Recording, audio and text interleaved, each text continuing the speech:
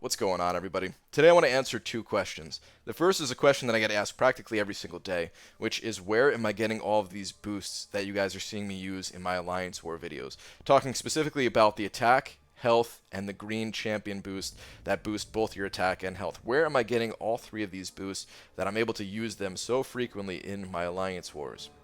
The second question that I'm going to answer is one that I am never really asked at all, if ever. Maybe occasionally someone will ask about it, which is how I go about managing the boosts that I have. Because you got to look at both sides of it. Anytime you're talking about a resource and how you want to get more of that resource, you got to look at how that resource is coming into your possession in relation to how frequently you're needing to use or spend that resource. That goes for any in-game resource or any real-life resource for that matter as well. Let's talk about money for a minute, right? Real-life money. A lot of people want to know how to get more of it, right? How do I get more money? This way people don't even have to think about how they're spending that money. They could just light their cigars with $100 bill, right? People want an infinite supply of money, so they don't have to think about it. But that's not realistic. A lot of times, if you need to save money to buy something, you need to go on or you want to go on vacation, put a down payment on a car or a house or something like that. It's good to look at how you can get more money, but you also have to look at how you can save money, right? Same thing applies to in-game here when we're talking about boosts. It would be awesome if I could tell you guys, if I could just share some secret method with you guys on how to have an infinite supply of the biggest boost possible. This way you can boost to the teeth every single fight, but that is not realistic. We need to look at ways of getting boosts, and we also need to look at how to better manage the boosts that you are able to get. So let's talk about both of those things. Before I get into how to get the boost, I need to kind of explain how I view each Alliance War and how I view the Alliance War seasons as a whole, each individual season. And I'm going to talk about some numbers here. You don't need to memorize the numbers or anything like that. It's just to kind of explain how many boosts we really need. But first, let me explain how I view each war. So I'm going to walk down my path just as an example, but every path, of course, is different in here. But when I start out a war, I take this portal here over to B. This puts me on path 6. I pull up to node 12, and I immediately back out of this fight. I don't do this fight. I want to wait until I have 5 energy. This way, when I boost up, I can spend all 5 of my energy, make it through the majority of my path when I'm at my strongest. So I back out of the fight, wait till I have 5 energy, and before boosting up, I kind of evaluate my path to see exactly how big I need to boost. Essentially, each war, I'm looking to see what I can get away with. I'm looking to see kind of the lowest or the cheapest boosts I can use in order to still be relatively safe going through my path. And I'm just kind of taking a look to see, trying to figure out how many like max rank champions are going to be on my path versus champions that are a little bit lower, a little bit easier to get through. Trying to figure out if I have difficult fights like Domino lined up for me by checking out different mini bosses to see if Domino is on that on a mini boss, which will lower the chance that she's on my path. Doesn't necessarily eliminate that chance, but it's something that have to take into account. It will lower that chance that she'll be on my path. I look at the champions in people's profiles that are on my path. I look at the champions that they're taking to attack phase. I factor all of these things in to see kind of how difficult my path is going to be, and then I boost appropriately for that path. Sometimes in my videos, you guys will see I'll max boost if I do have a very difficult path, or kind of an unknown experience. If there's champions I've never fought before, I'll also kind of overcompensate for that lack of experience by boosting up a little bit bigger. Or if I think a path is going to be relatively easy, I try to get away with only using the lesser boosts, or sometimes not boosting at all. But anyway, I get 5 energy, I boost up, and I take on these first 3 fights, 12, 18, and 24 on path 6. I then take this portal over to B. Someone else has already landed on this spot, meaning I don't have to spend energy just landing on this spot, which is kind of BS anyway. And then I go up to nodes 31 and 38, all within the same playtime, right? That's my 5 energy. I'm able to do these 5 fights under the same set of boosts. After that, the boosts drop off, and I need to wait to get energy to continue on my path. And the path ends with me taking on 42, taking this portal over to A, and then taking on Node 52. And this mini-boss is typically where I stop in Alliance Wars, and somebody else usually takes the final boss. So that's my path. It's pretty much broken up into 2 sections. That's the whole point of showing how my path goes. I wanted to emphasize that it's basically 2 halves. There's 2 halves of every single war. Now, again, here's where I throw some numbers at you guys, but you don't have to memorize these numbers or anything like that. It's just for the purposes of explaining things a little bit. Let's talk about each individual season of Alliance Wars. So a season is 12 wars in total, spread across 4 weeks, right? 3 wars per week, spread across those 4 weeks. But really, I count the off season as part of the season as well. And there's typically 2 weeks in the off season. So 4 weeks on, 2 weeks off, right? That's kind of one season in its entirety. So there are 12 wars that actually matter, 12 wars that I boost up in, spread across 6 weeks. Or 42 days, really, if we break it down per day, which is kind of important for this. The reason why I want to break it down per day is because you get boost for free for participating in Alliance Quest. There is a 24-hour Alliance event that starts up at the beginning of each round of Alliance Quest that will give you a 10% and a 20% champion boost. That's the green boost that are, at least for right now, at the bottom of the list of boosts here. I wish Kabam would put them back at the top, really. But you get a 10% and a 20% of these green champion boosts. And you don't have to participate in high-level Alliance quests. They're very easy to get, right? At the beginning of each round of Alliance Quest. Alliance Quest goes on an 8-day cycle, however. It's not a once per week. We kind of call it a week thing, but it's actually an 8-day cycle. So what I'm going to do is divide 42 by 8, and that gives us 5.25. So there's 5.25 cycles of Alliance Quest for each season of Alliance War. And if I'm getting 2 of these champion boosts for each one of those AQ cycles, that's essentially 10.5 champion boosts per season of Alliance War. What I try to do is I try to only use 1 of these champion boosts per war. And if I'm doing that, then really I only need to make up 1.5 champion boost from some other source throughout a season in order to kind of break even with how many if I'm able to use 1 boost per war. So I try to only use a champion boost for the first half of my war. So these 3 fights and the first 2 fights of Path 7, I always try to be boosted up by some type of champion boost, whether it's a 10, 20, or 30%, depending on what I need. And then the final 2 fights, I'm typically only going in with a health boost, a health and attack boost. Not a champion boost, health and attack, but just a health plus an attack boost, or no boost at all for these final 2 fights. Occasionally, I will need to boost up if it's a difficult fight on 42 here. Occasionally, I have seen Dominoes, I have seen Korgs on this node before, and yes, in those times, I do have to reboost, which does kind of throw things off a bit, but honestly, it doesn't happen that much. Maybe once or twice a season or something like that at most.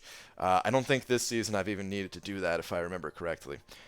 So yeah, typically, like I said, there's 12 wars in a season. We're getting 10.5 champion boosts throughout that time, as long as you're not boosting in the off season. And I'm looking to make up an additional 1.5 champion boost, maybe let's say 2.5 to 3 champion boost per season to cover the occasional time where I do need to reboost with those champion ones. Again, this is maybe a little bit more complicated than people wanted to know, but this is important, all right? As long as you manage these things properly, the majority of the champion boosts that you get in this game are free. A lot of people believe that what I'm doing is grinding like crazy, grinding like a madman, and then picking up these super expensive packages in order to get these champion boosts, and that is just not true at all. I've actually never, ever purchased one of these 1400 unit packages since the start of Alliance War seasons, at least. I have picked these things up in the past for the purposes of running, doing a Legends attempt to get a Legends badge, and going through the Act 4 Legends race, or I'm sorry, Act 5 Legends race. So in an instance like that, I might pick something like this up. But I've never picked one of these up. I've never spent 1400 units during Alliance War season. It's just not something that I can reasonably do. It's not realistic for me. I've also never picked up this intermediate Alliance Quest bundle either. I think this one is actually a pretty decent value, and if I do run out of boosts, this is the one I would be spending units on. But I've actually never had to spend units on this one either. The other way to get champion boosts, there's kind of two other ways to get these things. The first is another method that I've never actually done in the past either. I've never purchased these things for 90 units, because that's a lot of units, honestly, for one boost. That's a pretty poor value in my opinion. 10% champion boost versus something at a really good value, this 15% health boost. It only costs 30 units, which is a much better value. These things I will pick up all the time, all day. Man, I love these boosts for how cheap they are and how much health they give your champions, especially if you're using high base health champions like Void. I love these things. They're great. But the lesser champion boost I've never actually picked up. So how am I making up this difference then? How am I getting this additional at least 1.5 champion boost per season, and sometimes a little bit more than that? Well, here's where I do get the 30% champion boost. I've gotten them through kind of the special deals that come around. And I'm not talking about the deals that you spend money on, because again, I haven't spent money in this game. I'm talking about the deals that you spend your units on that are a better value than these big super expensive bundles. The two most recent that I've picked up, there was an offer to get OG Vision. That was 10,000 units in total. You can see the video on my channel here of me making that purchase. So it's 10,000 units in total, and that was mainly to get OG Vision. But there was also a 30% champion boost that were included with that offer, and I think there were 6 in total, if I remember correctly. It was kind of a two-part offer: 5,000 units to get him, 5,000 units to awaken him, and each one came with 3 of the 30% champion boosts, I believe. So I got 6 from that, and then there's been a couple of times now where Kabam has introduced a special offer for like 800 or 850 units that will give you all of the biggest boosts that are included in this 1400 offer. It will give you three sets of them. It doesn't give you the potions and revives, but I don't really care about those. I only want the boost, right? So those special offers, when they come around at a discounted rate, that's when I will buy these boosts. They don't come around all that often, and I try to have some units kind of on hand for when those offers do come around. They don't come around all that often, but that's okay, because like I said, I don't really need to get them all that often. We're already getting 10.5 champion boosts per season, and we only need 12, depending on your path, of course. So that's pretty much how I'm getting the champion boosts. They're the worst champion. They're the worst of the 3 boosts to get, because there's not that many ways to get them. The attack and health boost, there are some additional ways to get those. I made a video explaining how I get my attack boosts. The majority of them are free. It's pretty rare that I'm having to spend any units on attack boost these days. Most of them come from things like this cosmic combat right here. I'll probably try to get the 10% attack boost from this. All you got to do is use your cosmic champions, and you get this 10% attack boost. Again, I made a video on this. It's mostly just using cosmic champions to go through quests, but if that doesn't give you enough points, because honestly, you need to do a lot of fights to qualify for that. The other way to get points for this is to just pop open some crystals. You get a lot of points from popping open, these premium hero crystals, 1,250 points per. So what I'll do is I'll dump all of my energy. I'm sitting at 70 energy right now. I'll dump all of my energy. Maybe I'll wait a few hours since it's a 7-hour event. wait a few hours, use all my energy that I've stored in that time, and then I'll pop open however many crystals I need to give me that final milestone. That's where the majority of my attack boosts are coming from. The majority of those things are completely free. The other source of attack boosts come from the loyalty crystals. The loyalty crystals are a pretty decent source of them. It's not something that you can count on since it is totally RNG dependent, but I pick up one of these loyalty crystals every night. It's, you know, I pop it open at the end of my live stream each night. Just it's just fun to pop open crystals, right?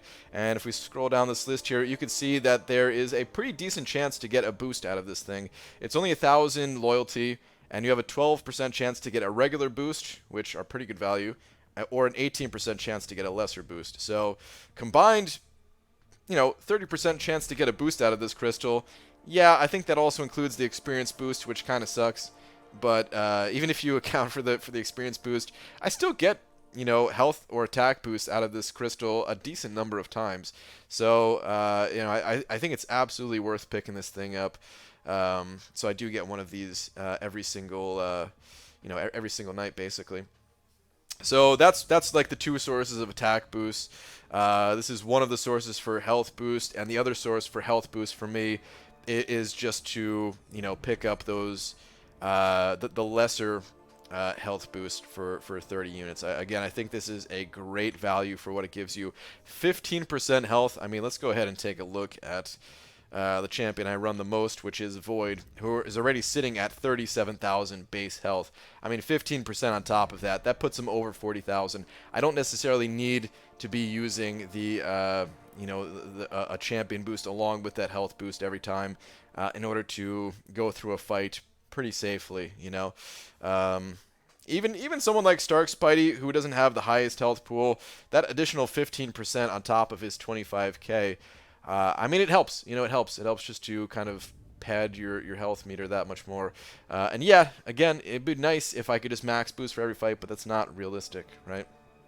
So that's the majority of the ways that I get my boost kind of outlined here. There is one additional method that I haven't talked about in this video yet, which I will show now, but this does not apply to everyone.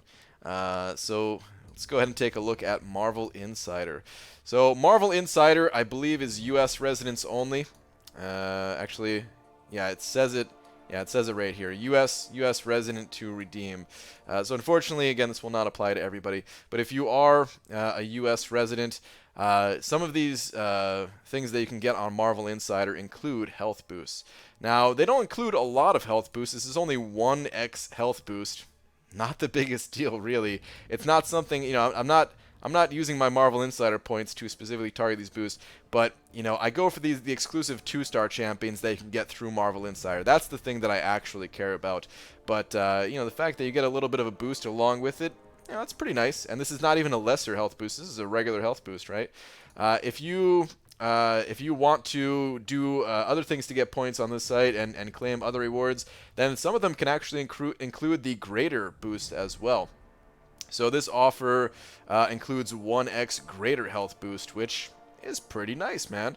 To get this for free, basically. Because the way you get Marvel Insider points, or the way I get them at least, there's a lot of ways to get them, but the way I get them is you qualify for points just for going through the monthly event quest. You don't have to 100% clear them, you just have to go through a single path. You know, you get 10,000 points for going through beginner, 30,000 points for going through normal, and 50,000 points for going through heroic. So 90,000 points in total. Just come to the site at the end of the month when you've done all these things, and then you just, you know, click to claim, you know, whatever you want to spend those points on. And there's other ways to get points on the site. You know, looking at the different things. I don't know exactly how to get the points. This is all I ever do is just, you know, type in my account name after going through the monthly event quest, and I get those points. And then yeah, then you can get some of these bundles. But you know, again, it's pretty.